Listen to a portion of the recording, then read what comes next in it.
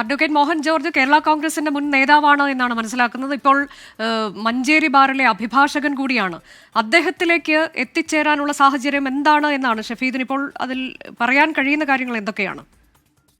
അനുജ, പ്രാഥമികമായി ഈ വിഷയത്തിൽ നമുക്കറിയാൻ കഴിയുന്നത് ഈ ആര് മത്സരിക്കണമോ വേണ്ടയോ എന്നുള്ള കാര്യത്തിൽ തന്നെ BJP നേതൃത്വത്തെ സംബന്ധിച്ച്, സംസ്ഥാന നേതൃത്വത്തെ സംബന്ധിച്ച് ചില സംശയങ്ങളൊക്കെ ഉണ്ടായിരുന്നു. മാത്രവുമല്ല, ഇതിൽ ഏറ്റവും പ്രധാനപ്പെട്ട വിവരം, അങ്ങനെ BDJSന്റെ കോർട്ടിലേക്ക് പന്തടിച്ചു കൊടുക്കുന്ന സാഹചര്യമൊക്കെ നമ്മൾ കണ്ടതാണ് കഴിഞ്ഞ ദിവസങ്ങളിൽ. എന്നാൽ അതിനുശേഷം തെരഞ്ഞെടുപ്പിൽ മാറി നിന്നു കഴിഞ്ഞാൽ അത് വരാനിരിക്കുന്ന തദ്ദേശ തെരഞ്ഞെടുപ്പിനെയും അതേപോലെ തന്നെ നിയമസഭാ തെരഞ്ഞെടുപ്പുകളിലൊക്കെ ഏതെങ്കിലും തരത്തിൽ BJPയുടെ ഈ പ്രാതിനിധ്യത്തെ അടക്കം ബാധിക്കുമോ എന്നുള്ളൊരു ആശങ്ക അത് സംസ്ഥാന നേതൃത്വത്തിൽ ഒരു വിഭാഗത്തിലുണ്ടായിരുന്നു. മാത്രമല്ല, കേരളത്തിൽ നടക്കുന്ന ഒരു പ്രധാനപ്പെട്ട ഉപതെരഞ്ഞെടുപ്പിൽ നിന്ന് BJP മാറി നിൽക്കേണ്ടതില്ല, BJP തന്നെ ആ വിഷയത്തിൽ മത്സരിക്കട്ടെ എന്നുള്ള തീരുമാനം അത് സംസ്ഥാന നേതൃത്വത്തിൽ തന്നെ ഏതാണ്ട് ഒരു ഭൂരിപക്ഷം ആളുകൾക്കും ഉണ്ടായിരുന്നു. പക്ഷേ നമുക്കറിയാം, BJP സംസ്ഥാന അധ്യക്ഷനായിട്ടുള്ള രാജീവ് ചന്ദ്രശേഖരനായിരുന്നു അക്കാര്യത്തിലൊക്കെ ഇന്നലെയും വാർത്താ സമ്മേളനത്തിൽ അദ്ദേഹം നിലപാട് പറഞ്ഞത്. ഒടുവിൽ ആ തീരുമാനത്തിലേക്ക് ഇപ്പോൾ എത്തിയിരിക്കുന്നു.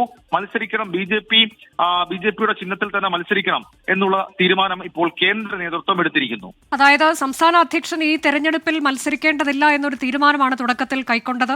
ഇത് വരുത്തിവെച്ച തെരഞ്ഞെടുപ്പാണ് എന്നൊക്കെ നിലപാട് അദ്ദേഹം സ്വീകരിക്കുകയും ചെയ്തിരുന്നു. BDJSലേക്ക് പിന്നീട് ഇത് കൈമാറുന്നു. എന്നാൽ അവർ ചില സ്ഥാനാർത്ഥികളുടെയൊക്കെ കാര്യത്തിൽ ചർച്ച ആയെങ്കിൽ പോലും അത് വേണ്ടതില്ല എന്നത്, അത് തുഷാർ വെള്ളാപ്പള്ളി തന്നെ പറഞ്ഞത് ജയിക്കാൻ പോകുന്നില്ല ഈ തെരഞ്ഞെടുപ്പിൽ എന്നുള്ളതാണ്. അപ്പോൾ പിന്നീട് അത് വീണ്ടും ദേശീയ നേതൃത്വത്തിന്റെ ശക്തമായ ഇടപെടൽ ഈ വിഷയത്തിൽ ഉണ്ടായി എന്നാണോ അറിഞ്ഞത് ഷഫീദ്?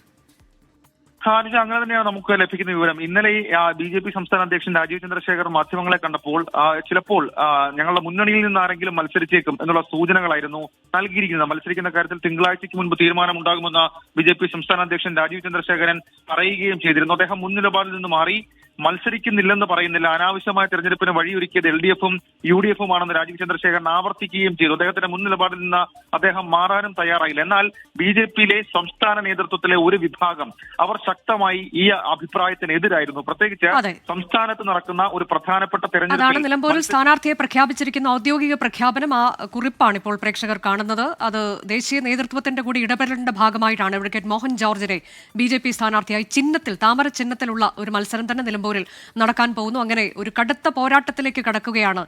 3 മുന്നണികളും അവരുടെ സ്ഥാനാർത്ഥികളെ ചിഹ്നത്തിൽ തന്നെ പ്രഖ്യാപിച്ചിട്ടുണ്ട് എന്നുള്ളതാണ് ഏറ്റവും പ്രധാനം.